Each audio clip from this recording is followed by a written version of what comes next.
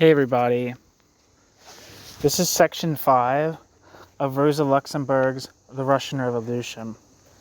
It's titled The Question of Suffrage. Let's take another striking example. The right of suffrage is worked out by the Soviet government. It is not altogether clear what practical significance is attributed to the right of suffrage. From the critique of democratic institutions by Lenin and Trotsky, it appears that popular representation on the basis of universal suffrage is rejected by Lenin and Trotsky on principle, and that Lenin and Trotsky want to base themselves only on the Soviets. Why then any general suffrage system was worked out at all is really not clear. It is also not known to us whether this right of suffrage was put in practice anywhere. Nothing has been heard of any elections to any kind of popular representative body on the basis of it. More likely it is not a theoretical product, so to speak, of diplomacy. More likely it is only a theoretical product, so to speak, of diplomacy. But as it is, it constitutes a remarkable product of the Bolshevist theory of dictatorship. Every right to suffrage, like any political right in general, is not to be measured by some sort of abstract scheme of, quote, justice, end quote, or in terms of any other bourgeois democratic phrases, but by the social and economic relationships for which it is designed. The right of suffrage worked out by the Soviet government is calculated for the transition period from the bourgeois capitalist to the socialist form of society. That is, it is calculated for the period of the proletarian dictatorship. But according to the interpretation of this dictatorship, which Lenin and Trotsky represent, the right to vote is granted only to those who live by their own labor and is denied to everyone else. Now it is clear that such a right to vote has meaning only in a society which is in a position to make possible for all who want to work an adequate civilized life on the basis of one's own labor. Is that the case in Russia at present? Under the terrific difficulties which Russia has to contend with, cut off as she is from the world market and from her most important source of raw materials, and under circumstances involving a terrific general uprooting of economic life and a rude overturn of productive relationships as a result of the transformation of property relationships in land and industry and trade, under such circumstances it is clear that countless existences are quite suddenly uprooted, derailed without any objective possibility of finding any employment for their labor power within the economic mechanism. This applies not only to the capitalist and landowning classes, but to the broad layer of the middle class also, and even to the working class itself. It is a known fact that the construction of industry has resulted in a mass-scale return of the urban proletariat to the open country in search of a place in rural economy. Under such circumstances, a political right of suffrage on the basis of a general obligation to labor is a quite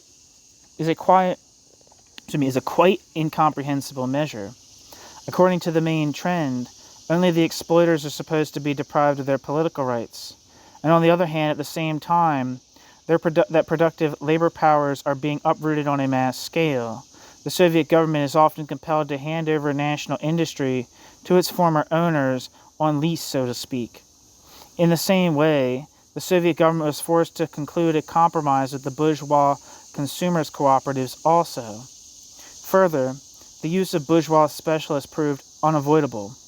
Another consequence of the same situation is that growing sections of the proletariat are maintained by the state out of public resources as red gardists, etc. In reality, broad and growing sections of the petite bourgeoisie and proletariat, for whom the economic mechanism provides no means of exercising the obligation to work, are rendered politically without any rights. It makes no sense to regard the right to suffrage as a utopian product of fantasy, cut loose from social reality. And it's for this reason that it is not a serious instrument of the proletarian dictatorship. It is an anachronism, an anticipation of the juridical situation which is proper on the basis of an already completed socialist economy, but not in the transition period of the proletarian dictatorship.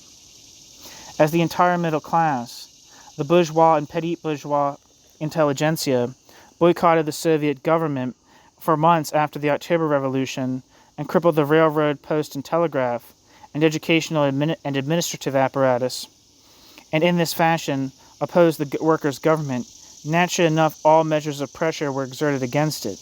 These included the deprivation of political rights, of economic means of existence, etc., in order to break their resistance with an iron fist. It was precisely in this way that the socialist dictatorship expressed itself, for it cannot shrink from any use of force to secure or prevent certain measures involving the interests of the whole.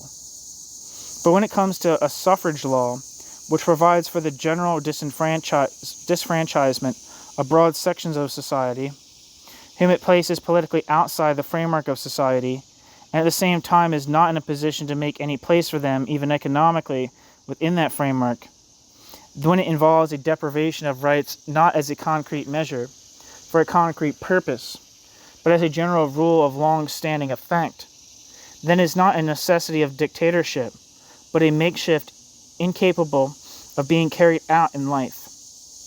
This applies alike to the Soviets as the foundation and to the Constituent Assembly and the general suffrage law. The Bolsheviks designated the Soviets as reactionary because their majority consisted of peasants, peasants and soldiers, delegates, After the Soviets went over to the Bolsheviks, the Soviets became correct representatives of popular opinion, but this sudden change was connected only with the peace and land questions. Footnote. These sentences contained within the brackets are found as a note on an unnumbered loose sheet of paper in the manuscript. It is probable that Rosa Luxemburg intended them as an expansion of the preceding sentence, namely, quote, "This applies alike to the Soviets as the foundation and to the Constituent Assembly and the general suffrage law," end quote. The sentence was crossed out in the original manuscript, indicating that the writer intended to rework it, develop it further in some other form. End footnote. But the Constituent Assembly and the suffrage law do not exhaust the matter. We did not consider above the dedication of the most important democratic we did not consider above the destruction of the most important democratic guarantees of a healthy public life and of the political activity of the laboring masses, freedom of the press, rights of association and assembly, which have been outlawed for all opponents of the Soviet regime. For these attacks, on democratic rights, the arguments of Trotsky cited above, on the cumbersome nature of democratic electoral bodies, are far from satisfactory. On the contrary, it is a well-known and indisputable fact that without a free and untrammeled press, without the unlimited right of association and assemblage, the rule of the broad masses of the people is entirely unthinkable.